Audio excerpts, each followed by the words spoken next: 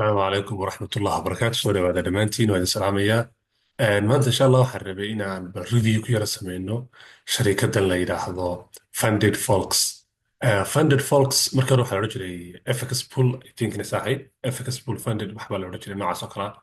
Marka sharikadani waxa weeye sharikad ku caan baxday inay tahay sharikada ugu qiimaha jaban leh sharikadaha bixiya fundedka ee siiya dadka traderska. sidaad u jeedaan meelaha ugu badan ee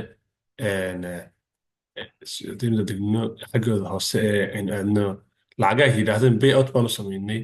Global memberskoodu waa 15k, total payoutkoodu waa 400 iyo something. boqolkiiba boqolna waa maxay? Insured, refunded. inta aynu hore usii dhaafno halka hoosaan doonayna inaan hore u gaadhno waa kuwa saad u jeedaan.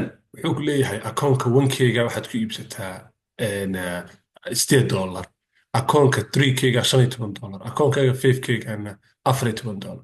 tan sharikaddan waxay noqotay markaa sharikadda saas weliba hadda la socdaan discount. marka waxay siinayaan $11 bay siinayaan, laakiin hadda waxay siinayaan $8. sidaasay tahay haddana sharikaddani waxyaalaha aan aadka ugala yaraya waxaa ka mid ah haddaan raba imika inaan iibsato tusaale ahaan oo kale akoonadooda ka mid haddaan sidaa iibso marka tusaale ahaan oo kale kana raba haddeer inaan iibsado horaan u gelayaa inaan qaybka akoon ka iibsadaan rabaa. markaan raba inaan akoon ka iibsado xogaa waxay leeyihin dhowr red flag bay leeyihin. red flagyadooda maxaa ka mid a iminka tusaale ahaan waxaan rabaa inaan iibsado ka two face kaasaan raba inaan iibsado. markaan idhaha get this account markaan idhaahdo waxaan wax ku iibsanayaa waxa weeyaan waa crypto, ma ahan akoon wax kuma iibsanayo. hortaas waa kow oo kaad wax ku iibsan kari maysid. waxaad ku iibsanaysaa wax la yidhaahdo cryptocurrency ayaad ugu diraysaa walletkooda. okay, walletkooda lacagta ugu diraysaa iyaga. okay, sharikadan haddaba markaa haddii dadnooba lagu geli karayaaba say ku sheegaana xaggooda hoose waxay ku sheegeen inay rabaan inay kaga fogaadaan cashuuraha iyo waxyaalaha noocaasa.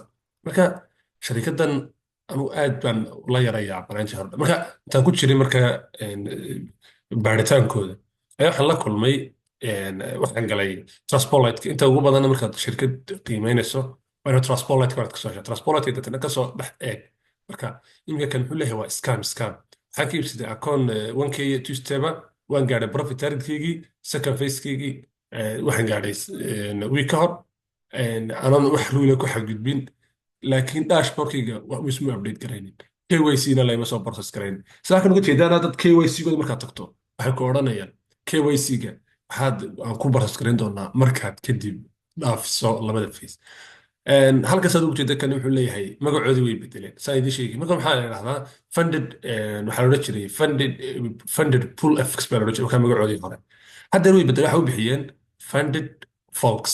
waa inta ugu badan markii ay dadku kusoo wada qaateen kusoo caamaxeen ah inay scam samaynayaan wax dhacayaan. adiga arkaya waxaan dhan waa 2025 inta ugu badan baba kana 2024 December. funded pool FX totally waa scam. hal qof oo wax ka sheegaya markaas uu hagaagsan. kan wuxuu leeyahay I have preached purchasing 3k waxa ka iibsaday accounts 3k saddex economy 1k ka iibsaday fadhi baan ka iibsaday resultigii waan tijaabiyey laakiin waa maxay imay siinin wax good resultiya kamaan helin waqtiga khasaan iga khasaari. marka sharikaddan saad u jeedaan waxayda ugu badan scam. كانوا waxaan maleeyahay waa tiimka iyaga la shaqaysta leanno 5 wuxuu siiyey star buu siiyey reviewgiisa iyagaana usoo jawaabay. marka I think inay isla iyaga yihiin kaas oo kale. marka compur kaasaa la eegaa inta ku badan totally waa scam soma. totally recommend kanoo kale waa kuwa iyaga la shaqaysta iska ilaaliya kuwa 5 starka siinaya iska ilaaliya. I can't see my account overview palace and equity.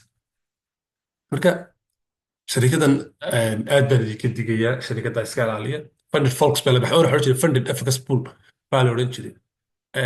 Pakistanna waa laga leeyay sida caadiga ah. inta badanna ku taqaanaan aaga indiyaanka iyo Pakistan aaga scamka xoogaa inooga yara yimaadaan iyo Nigerianka iyo xagga. marka iska ilaaliya, you have to be careful inaad iska ilaalisaan oo shirkaddan shirkad la aamini kara ma totally waa scam. Asalaamu calaykum waraxmatullahi wabarakaatu.